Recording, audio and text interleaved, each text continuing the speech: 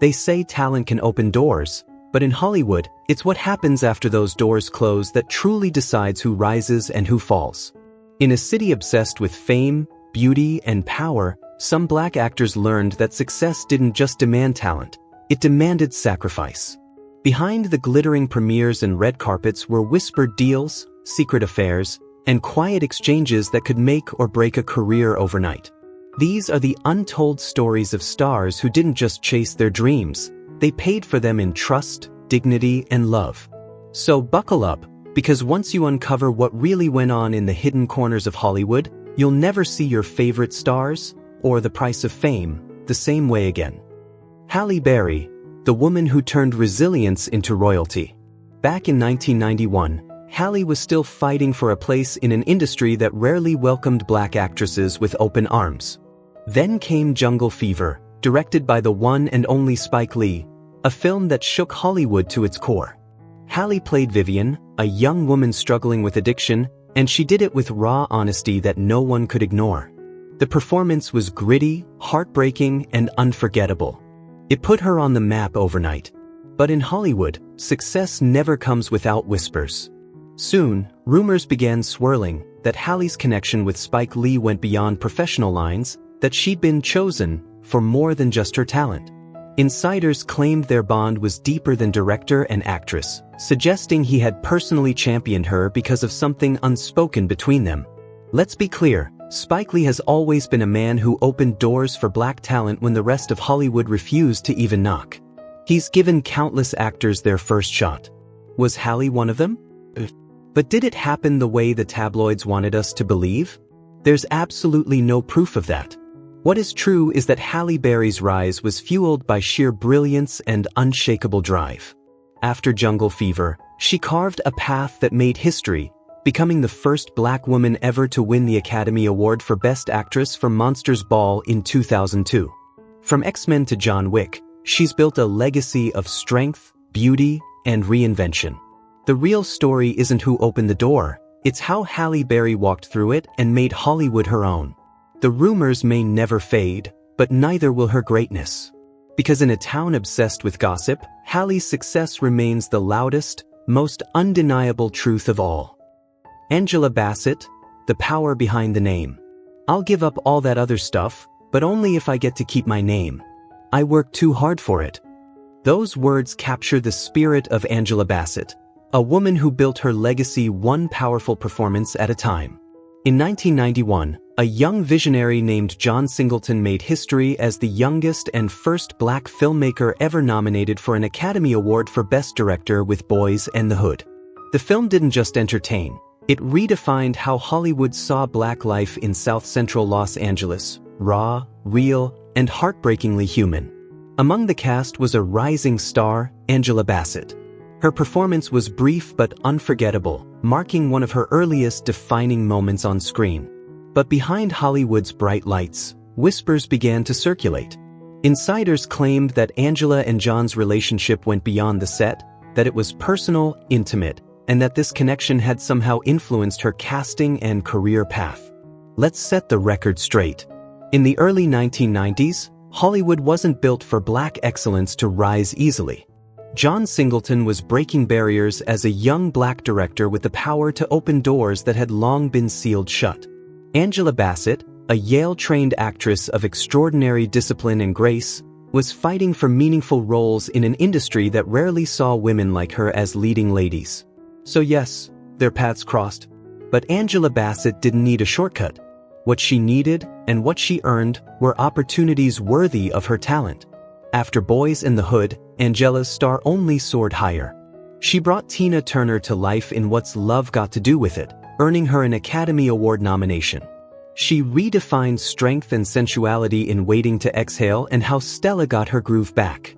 Decades later, she became a new kind of queen, literally, as Queen Ramonda in Black Panther and Wakanda Forever. Neither Angela nor John ever confirmed anything beyond mutual respect and friendship. The rumors? They remain just that, the tired echoes of an industry that too often questions black success instead of celebrating it. Tyrese Gibson, the protege and the rumor that wouldn't die. Hey Mia, you better hide your baby oil. I'm just playin'. You better hide that big-ass forehead. Alright, I'm jokin'.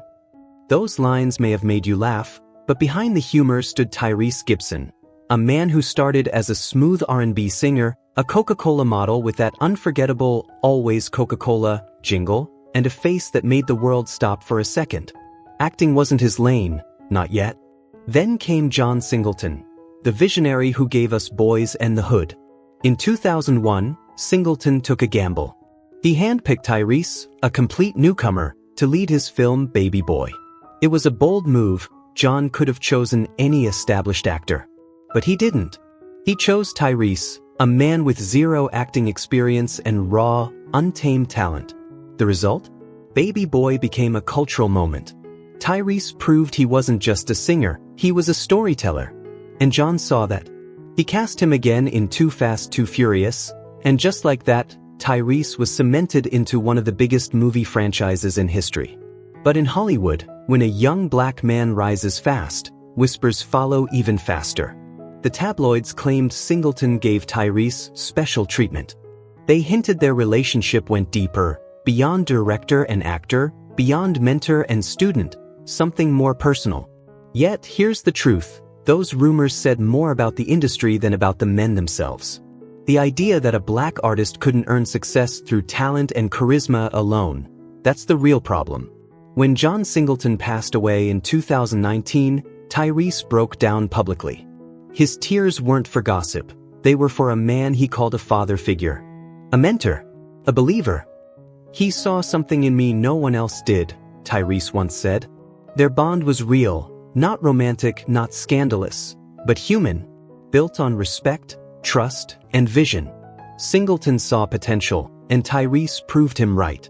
He went on to shine in Fast and Furious, Transformers, and beyond, not because of rumors, but because of undeniable work ethic and heart. The Hollywood chatter faded, but the truth never did. John Singleton didn't create Tyrese Gibson. He simply opened the door. Tyrese walked through it, and built his legacy from there.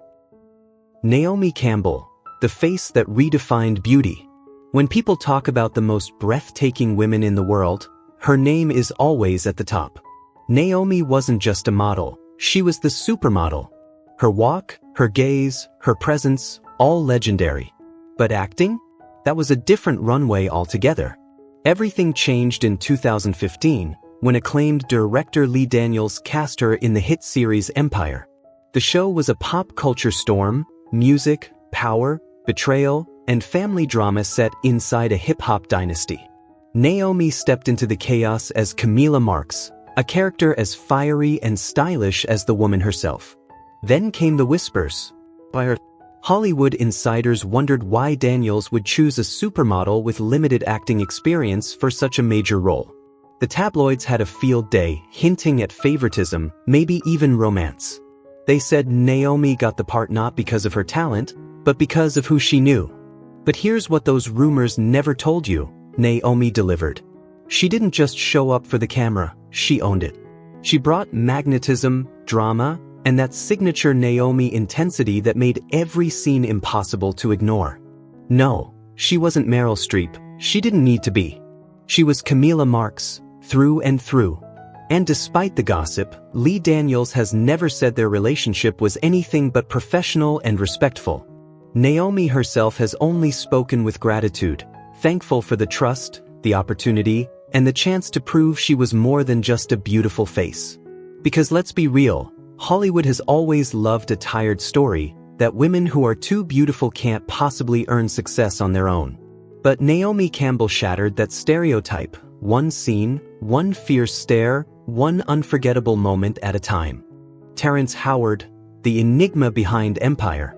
Terrence Howard once stood among Hollywood's most respected names, an Oscar-nominated actor for Hustle and Flow, known for his charisma and quiet intensity. But by the time Empire premiered in 2015, Terrence's star had dimmed.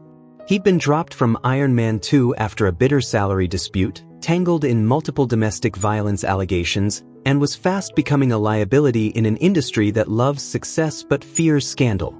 Then came Empire. And with it, redemption. Cast by Lee Daniels as Lucius Lyon, a ruthless, magnetic music mogul, Terrence was suddenly back on top. The show exploded into a cultural phenomenon, and his name once again lit up marquees. Yet behind the curtain of fame, whispers began to rise. Hollywood insiders murmured that Lee Daniels' devotion to Terrence went deeper than friendship or professional respect, that perhaps something personal, even romantic, connected the two men. The rumors suggested this bond was what kept Terrence untouchable even as controversy shadowed him. Throughout Empire's run, Terrence's off-screen life remained as unpredictable as his on-screen persona. There were eccentric interviews, bizarre, new math theories, and new allegations, the kind that could have ended any other actor's career. But somehow, Terrence endured. He stayed the face of Empire. People asked why him? The answer in gossip circles was simple: Lee Daniels was protecting him. Some said loyalty, others said love. Here's what we know for certain: Lee Daniels and Terrence Howard share a long professional history, from The Butler to Empire. Lee has publicly defended Terrence even when public opinion turned cold. Their bond is undeniable. But whether that bond was purely creative or deeply personal remains a mystery. Lee insists it was about faith, believing in an actor who deserved a second chance. Yet, in Hollywood, loyalty that's strong always sparks questions. Maybe it was brotherhood. Maybe it was something more. Either way, it kept Terrence Howard shining when the world expected him to fall. Cuba Gooding Jr., a star touched by glory and shadow. Cuba Gooding Jr. once stood as one of Hollywood's brightest lights, the young man who shouted, "Show me the money," and held an Oscar in his hand. But behind the fame, applause, and flashing cameras lay a story layered with triumph, controversy, and whispers that never quite faded. His rise began in 1991 with Boys and the Hood, where he played Trey Styles, a role that felt raw, real, and magnetic. The film, directed by the visionary John Singleton, wasn't just a movie, it was a cultural lightning bolt. Cuba's performance captured the pain, pride, and pressure of a generation. Within 5 years, he was standing on the Academy Awards stage, clutching gold. Yet as his fame soared, the industry began to murmur. Some insiders hinted that Cuba's success wasn't purely the product of talent, that his close relationship with Singleton went beyond mentorship. Words like favoritism began floating through backrooms and tabloids, suggesting that their bond had personal layers that blurred professional lines. But the truth was far less scandalous and far more human. Cuba came from showbiz roots. His father, the lead singer of The Main Ingredient, had already carved a place in music history. Cuba understood performance, discipline, and the grind long before his breakout role. Singleton, on the other hand, was a young director redefining black cinema. He needed actors who lived the world he wanted to portray, and Cuba brought authenticity, heart, and heat. Their collaboration was electric, not romantic. The rumors only grew because success came so fast. In a town where many black actors fought endlessly for recognition, Cuba's rapid ascent was both inspiring and suspicious to outsiders. But through it all, Cuba and Singleton remained loyal friends, their respect for each other visible until the end. When Singleton received his star on the Hollywood Walk of Fame, Cuba was there, smiling beside him. Years later, legal troubles and accusations would cloud Cuba's legacy, but the truth of his bond with Singleton remains simple: two black artists who found greatness in each other's vision, despite a world that refused to believe brilliance could exist without scandal. Taraji P. Henson, the woman who refused to be silent. And I'm just supposed to smile and bear it? Enough is enough. This industry, if you let it, will steal your soul. That raw confession from Taraji P. Henson wasn't just a quote, it was a cry from the heart of a woman who has fought her way through the brightest and darkest corners of Hollywood. Before she became a household name as Cookie Lion on Empire, Taraji had already made her mark in Tyler Perry's films like I Can Do Bad All by Myself and The Family That Prays. Perry was known for opening doors when Hollywood slammed them shut, especially for black actresses. He gave them roles, respect, and the paychecks they deserved when few others would. But with success came whispers. Rumors swirled that Perry's admiration for Taraji wasn't just professional, that there was something deeper, maybe even romantic, behind his constant support. Some even claimed his influence helped her land her breakout Empire role. Now, here's where things get complicated. Tyler Perry isn't just another filmmaker, he's one of the most powerful black men in Hollywood. He owns his own studio, controls his productions, and has single-handedly launched countless careers. When he stands behind someone, the world notices. Yet, beyond the gossip, the truth tells a different story. Perry has always been outspoken about paying black women fairly and creating opportunities where none existed. He's uplifted Angela Bassett, Viola Davis, and yes, Taraji Henson. And Taraji? She's spoken of Tyler with nothing but gratitude and respect. She's praised him for giving her roles with substance when others offered scraps, for paying her worth when Hollywood didn't. To her, their bond is rooted in loyalty, trust, and shared struggle, not scandal. Still, the rumors persist, because what they share is rare in this industry: genuine friendship, mutual admiration, and unwavering public support. But friendship doesn't equal romance. Sometimes, it's simply two powerful black artists standing tall for each other in an industry that tried to silence them both. Meagan Good, a woman misunderstood. "I was just trying to figure out how to make that transition," Meagan Good once reflected. Because we all go through awkward stages, and sometimes it's hard to move into the next phase of your career. Meagan Good's story is one of endurance and evolution. From a child star in Eve's Bayou to standout roles in You Got Served and Stomp the Yard, she built a resume that spoke for itself long before the spotlight ever turned on her personal life. Then came Devin Franklin, a Hollywood producer and Seventh-day Adventist preacher known for his faith-based films. They met in 2011 on the set of Jumping the Broom and married the following year. Together, they became one of Hollywood's most admired couples, blending faith, fame, and love. They co-wrote books, shared their journey publicly, and stood as symbols of purpose-driven partnership. But fame always invites speculation. Rumors began swirling. Was their union a love story or a calculated career move? Some claimed Meagan married Devin for his connections, that his influence opened doors she couldn't reach alone. Whispers even suggested their marriage was more strategy than romance. Yet these narratives ignore one simple truth: Meagan Good didn't need anyone to build her success. By the time she met Devin, she had already spent over 20 years proving her talent, versatility, and grit. And Devin, though respected, wasn't a Hollywood kingmaker with unchecked power. The theory simply doesn't hold up. Then, in 2021, the couple announced their divorce after 9 years together. Their statements were filled with mutual respect and warmth. No bitterness, no scandal, just two people growing in different directions. If their marriage had been a career move, why walk away when it still could have served her professionally? Because for Meagan Good, the story was never about manipulation. It was about transformation. About a woman learning, evolving, and finding her own way in an industry that too often writes her script for her. Gabrielle Union, the fighter who refused to play the game.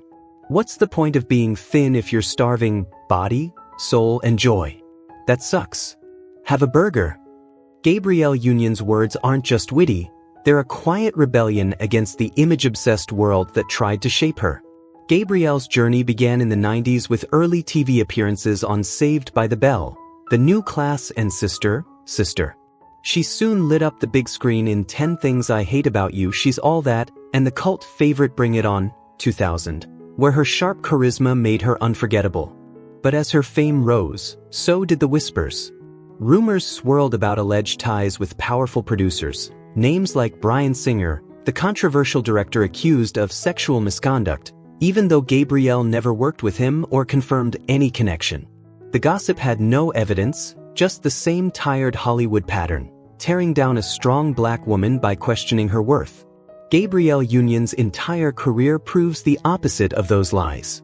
She's been fierce and fearless, speaking openly about surviving sexual assault, confronting racism and sexism in the industry, and demanding equal pay and representation. She became a leading voice for #MeToo and Time's Up, using her platform to fight for women who had none. From her breakout roles in rom-coms to her powerhouse performance in Being Mary Jane and her time as a judge on America's Got Talent, Gabrielle has built a legacy on her own terms. she refuses to shrink herself to fit Hollywood's expectations.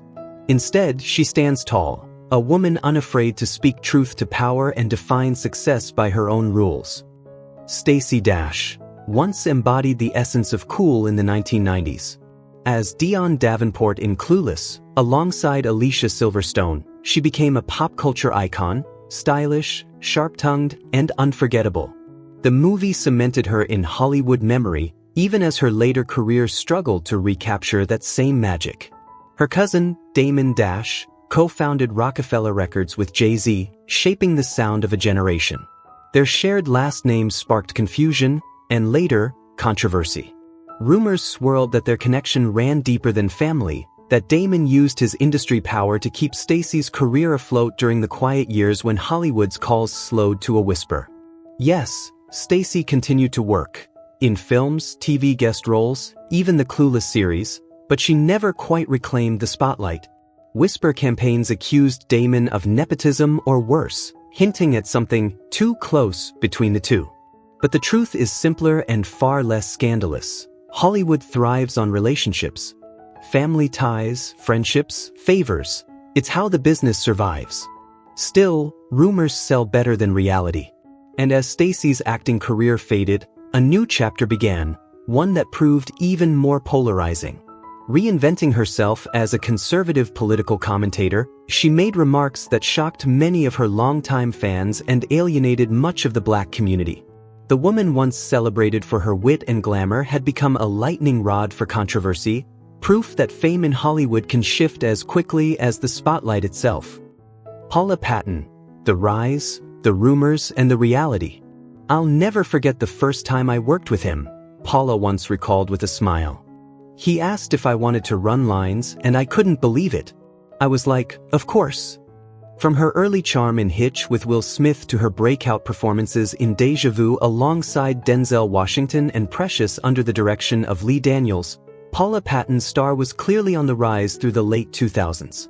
She wasn't just another pretty face in Hollywood, she was a force carving her own path. But while her career soared, her personal life became tangled in the spotlight. Paula was married to R&B singer Robin Thicke from 2005 to 2015, Hollywood royalty himself, the son of actor Alan Thicke and singer Gloria Loring. With that pedigree came influence, and soon, whispers began to swirl. Industry gossip claimed Paula's rise was no coincidence, that her husband's connections and friendships with powerful insiders had opened doors that might have otherwise stayed closed. Some even dared to suggest her casting in Precious wasn't about her talent, but her relationships. The intent was clear, to strip away her accomplishments, to make it seem like she hadn't earned them. But here's what those rumors miss. Paula Patton earned her place. She started small, fought for every role, and delivered when it mattered most. In Precious, she held her ground among titans like Monique and Gabourey Sidibe. In Deja Vu, she shared the screen, gracefully, with one of cinema's greatest, Denzel Washington. Her marriage may have opened doors, yes, but she was the one who walked through them with talent, grace, and determination. When the fairy tale love story with Robin Thicke crumbled, it did so under public scrutiny. Robin even released a whole album, Paula, in a desperate attempt to win her back after admitting to infidelity. But by then, the illusion had already shattered. Paula Patton's story isn't one of privilege, it's one of perseverance. A reminder that even in the ruthless glare of Hollywood, talent still speaks louder than gossip. Jada Pinkett Smith, the woman behind the spotlight. I was so overwhelmed. I didn't know what was going on with me, and it came over me in an instant. Before she ever became Mrs. Smith, Jada was already making waves. From A Different World and Menace to Society to The Nutty Professor and Set It Off, she was a young powerhouse carving her own path in Hollywood. But when she married Will Smith in 1997, the headlines shifted. Suddenly, every success she earned came with a shadow, whispers that Will's influence, not her talent, was what kept her career shining. Tabloids claimed he helped her land roles, that his power opened doors she couldn't have on her own. Yet the truth is far more compelling. Jada earned her place. From The Matrix Reloaded to Madagascar and Girls Trip, she proved her range: actress, producer, musician and creator of Red Table Talk, the viral cultural storm that made millions listen. Still, every time she rose higher, the same questions echoed. Did Will make a call? Did his name open that door? It's the cruel irony of fame, that a woman's achievements are too often seen through the lens of her husband's shadow. But Jada Pinkett Smith refuses to disappear into anyone's background. Through Red Table Talk, she's bared her truth, her struggles, her identity, her desire to be seen as herself. And in doing so, she's become something far greater than just a movie star's wife. She's become a voice for women redefining what it means to stand tall in their own light. Vivica Fox, the woman behind Copperhead. The main thing that killed the relationship, Vivica once admitted, was that we just went way too public, way too fast. Vivica Fox, the fierce and unforgettable actress who played Vernita Green, better known as Copperhead, in Kill Bill, Volume 1, delivered one of the most iconic fight scenes in modern cinema. That kitchen showdown with Uma Thurman wasn't just brutal, it was art, a clash of emotion, elegance, and violence choreographed like a deadly dance. Though her role was brief, it was powerful, and it placed Vivica inside Quentin Tarantino's cinematic universe, a career milestone for any actor. But almost immediately, Hollywood started whispering. Why Vivica? By her known for dramatic powerhouses like Independence Day, Set It Off, and Soul Food, she wasn't exactly the martial arts type. Rumors swirled that Tarantino's decision had less to do with her talent and more to do with personal attraction. Some even suggested there was more than professional chemistry between them. But here's what people often forget. Quentin Tarantino has always been a master of unexpected casting. He revived John Travolta's career in Pulp Fiction when everyone thought it was over. He gave Pam Grier new life in Jackie Brown as a tribute to her blaxploitation glory days. That's his pattern, taking familiar faces and placing them in worlds no one would expect. Vivica brought more than beauty to Kill Bill. She brought fire, charisma, and the kind of emotional depth that made Copperhead believable as both a ruthless assassin and a protective suburban mom. It's a balance that demanded real skill, not gossip. So, was Tarantino drawn to her? Probably. Did that influence his choice? Maybe. But to reduce her casting to attraction alone is to ignore the truth. Vivica Fox earned that role, and she made it unforgettable. Thandie Newton, the brilliance, the beauty, and the buried pain behind her success. Before she became the award-winning star of Crash, The Pursuit of Happiness, and Westworld, Thandie Newton was just a teenage girl trying to find her place in an industry that too often preys on innocence. At only 16, while filming Flirting in 1989, she began a relationship with director John Duigan, a man decades older and a man who held all the power. For years, the tabloids painted it as a Hollywood love story, even suggesting that she used it as her golden ticket to fame. But Thandie later revealed the truth. It wasn't romance. It was grooming. It was exploitation disguised as opportunity. She was a child, vulnerable and eager to belong, while he was an adult in control of her dreams and her career. The media, instead of protecting her, blamed her, twisting her pain into scandalous headlines. That distortion, she says, haunted her for years. It left scars deeper than any role could ever express. Only in recent years, as the #MeToo movement opened the floodgates of truth, did Thandie finally find the courage to reclaim her story. She spoke of the trauma, the confusion, and the long shadow it cast over her mental health and sense of self. Yet through it all, she rose, not because of him, but in spite of him. Today, Thandie Newton stands as one of the most respected actresses of her generation with an Emmy, a BAFTA, and the admiration of millions who see in her not just a performer, but a survivor. Her journey reminds us that behind every Hollywood smile, there can be a storm the world chooses not to see, until the survivor decides to speak. Monique, the Oscar winner Hollywood tried to forget. Want some stuffing, baby? Boy, I'm a grown-ass woman. Listen, I'll stab your ass with this fork. Do you hear me? I'd love that. That scene from Precious wasn't just acting. It was raw, unforgettable pain brought to life. Monique's performance as Mary in Lee Daniels' 2009 masterpiece left audiences shaken to their core. In 2010, she took home the Academy Award for Best Supporting Actress, and for a moment, it looked like her career would soar. But instead of Hollywood's open arms, Monique found its cold shoulder. Her rise turned into silence. No major roles. No big offers. Just whispers, and then the blacklist. Behind that fall was a feud that became one of Hollywood's most talked about betrayals, between Monique and three of the industry's most powerful names: Lee Daniels, Oprah Winfrey, and Tyler Perry. Before everything fell apart, there were rumors, whispers that Monique and Lee's connection during Precious went deeper than director and actress. Some said their creative bond was too close, too personal, maybe even romantic. Lee fought fiercely for her Oscar, and some claimed it wasn't just about art, it was about affection. But what's known for sure is this: after her Oscar win, Monique refused to promote Precious internationally without fair pay. She had already fulfilled her contract and believed in standing her ground. Hollywood, however, labeled her difficult. And in that town, difficult means do not hire. Lee Daniels, Oprah, and Tyler Perry allegedly branded her as ungrateful and uncooperative. Monique, in turn, accused them of betrayal, of turning the industry against her after she refused to play the Hollywood game. For more than a decade, that label followed her like a shadow. Then came 2022, a tearful reunion on stage. In front of a live audience, Monique and Lee Daniels finally embraced, both apologizing for the pain of the past. Monique admitted she could have handled things better.